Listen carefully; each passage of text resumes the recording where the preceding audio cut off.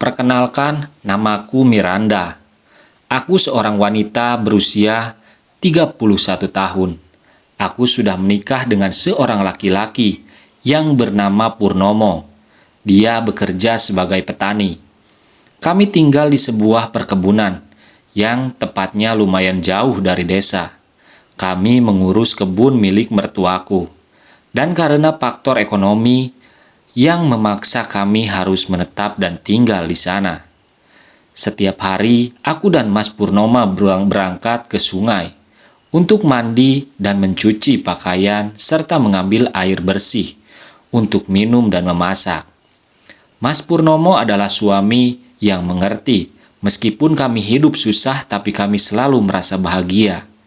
Semua pekerjaan kami dikerjakan bersama-sama, tanpa beban dan penuh tanggung jawab. Namun saat itu, rezeki dan keberuntungan belum berpihak kepada kami. Singkat cerita, suatu ketika Mas Purnomo pergi ke kampung untuk menjual hasil kebun. Mas Purnomo berangkat ke kampung pagi sekali. Jadi hari itu kami tidak sempat pergi ke sungai. Sementara persediaan air habis, apalagi cucian menumpuk. Lalu aku memaksakan diri menuju sungai untuk mengambil air sembari mandi. Awalnya aku takut pergi sendiri, tapi tak apalah, sekalian aku mandi, gumamku. Air di sungai itu sangat bersih dan jernih, sehingga membuat aku betah berlama-lama di sana. Saat aku pulang tiba ada sosok laki-laki yang mengagetkanku. Dan ternyata dia adalah seorang yang sedang memburu. "Maaf ganggu, apa di sana ada sungainya?" "Ada Mas," kataku dengan nada yang gugup. Karena di situ tidak ada satupun orang, aku sempat takut dan khawatir. Saat itu, aku pun berlari menuju tempat tinggalku. Di sore harinya Mas Purnomo pulang dari menjual hasil kebunnya. Tapi sayang, dengan hasil panen yang pertama belum membuahkan hasil yang memuaskan. Hanya cukup untuk makan sehari-hari. Dan saat itu sambil minum kopi dan ngerokok, Mas Purnomo bercerita bahwa ada temannya yang menawarkan dia pekerjaan di luar negeri. Dengan sedikit berat hati, akhirnya aku mengizinkan Mas Purnomo bekerja di luar negeri, karena itu semua demi masa depan kami juga. Setelah sepakat, Mas Purnomo memutuskan untuk pergi besok lusa. Sementara aku memilih untuk tetap tinggal di kebun saja. Rasanya tidak enak jika aku hanya menumpang di rumah mertuaku. Malam hari sebelum Mas Purnomo pergi, aku merasa sedih. Malam itu adalah malam terakhir aku bersama suamiku di perkebunan ini. Berat rasanya, diselimuti rasa takut tinggal sendirian. Tapi aku harus menjadi wanita yang kuat demi masa depan kami. Malam itu di kebun begitu dingin. Mungkin cuaca sedang mengerti tentang apa yang kami inginkan malam itu. Jelas saja, perpisahan kami bukan dalam waktu yang sebentar, hingga kami berdua menghabiskan waktu malam itu. Apalagi saat itu kami belum memiliki momongan. Suasana malam itu sangat terasa seperti malam pernikahan ataupun malam pertama. Tentunya setiap orang pasti tahu seperti apa kami malam itu. Setelah selesai larut dalam keindahan itu, kami bersepakat tidak akan mendua. Pagi pun tiba, Mas Purnomo akhirnya berangkat ke luar negeri. Selama kepergiannya, aku selalu terbayang dan merindukan suamiku. Aku merindukan kenangan manis yang suamiku berikan malam itu. Setelah 1 bulan kepergian Mas Purnomo, tak ada yang berubah pada diriku. Tapi aku benar-benar merasa kesepian. Kenangan terakhir itu selalu terbayangkan di benakku. Karena keseringan membayangkan hal seperti itu, aku menjadi keseringan melamun.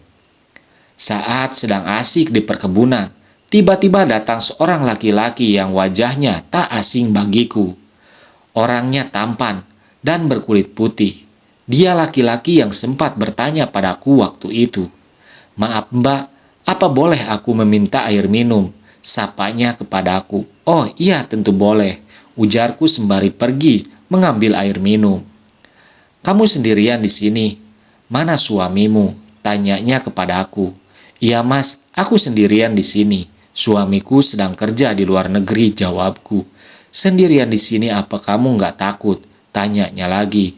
"Kadang sih merasa takut juga, tapi mau gimana lagi? Kondisi yang menuntun aku seperti ini," jawabku panjang lebar. "Makasih minumnya, saya pamit dulu." "Iya mas, sama-sama," jawabku. Lalu laki-laki itu pun pergi. Namun keesokan harinya laki-laki itu pun datang lagi. Dan dia membawa beberapa makanan untukku. Laki-laki itu sangat baik sekali. Padahal kami belum saling mengenal satu sama lain. Dan saat itu pun kami berkenalan. Ia bernama Doni. Ia seorang pengusaha yang hobinya berburu. Dan saat itu terjadilah obrolan panjang. Dan dia banyak menanyakan tentangku. Hingga akhirnya, aku dan Doni semakin hari semakin dekat. Hampir setiap hari dia datang untuk melihat kondisiku. Perhatiannya kepadaku membuat aku merasakan sesuatu yang berbeda dalam diriku. Aku tahu ini adalah efek kerinduanku terhadap sang suami yang begitu berat, yang cukup lama aku pendam. Hal itu membuat aku lupa kalau aku adalah wanita yang sudah bersuami. Apalagi Doni seorang duda keren yang wajahnya lumayan tampan. Akhirnya aku menjalin hubungan dengannya. Suatu malam Mas Doni datang ke tempatku. Saat itu aku sangat merindukan suamiku. Lalu aku memanfaatkan kedatangannya. Hingga akhirnya sesuatu pun terjadi. Doni berhasil menggantikan tugas suamiku dengan baik. Bahkan dia mengajarkan aku bercocok tanam yang baik di kebun itu. Aku benar-benar bahagia dan lupa dengan Mas Purnomo yang sedang berjuang di negeri orang. Kemudian hubungan kami terus berlanjut dan tak ada satupun orang yang tahu. Karena terlalu sering aku bercocok tanam di kebun, akhirnya aku merasakan hasil dari bercocok tanam itu. 1 bulan berikutnya, aku mulai bingung apa yang harus aku lakukan. Akhirnya aku memutuskan untuk pulang ke rumah dengan rasa penuh penyesalan. Lalu aku menelpon Mas Purnomo dan memberi kabar kepadanya kalau kenangan manis malam terakhir yang dia berikan itu telah membuahkan hasil. Mendengar hal itu, Mas Purnomo sangat gembira sekali. Namun di hatiku, aku menangis sedih karena sudah mengkhianati kesetiaan suamiku.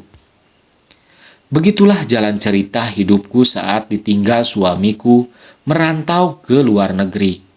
Namun bagaimana menurut kalian?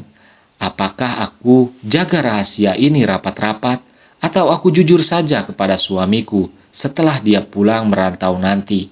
Silahkan saja tulis pendapat kalian semua di kolom komentar. Dan terima kasih sudah mendengarkan cerita ini. Sampai jumpa lagi di cerita-cerita selanjutnya.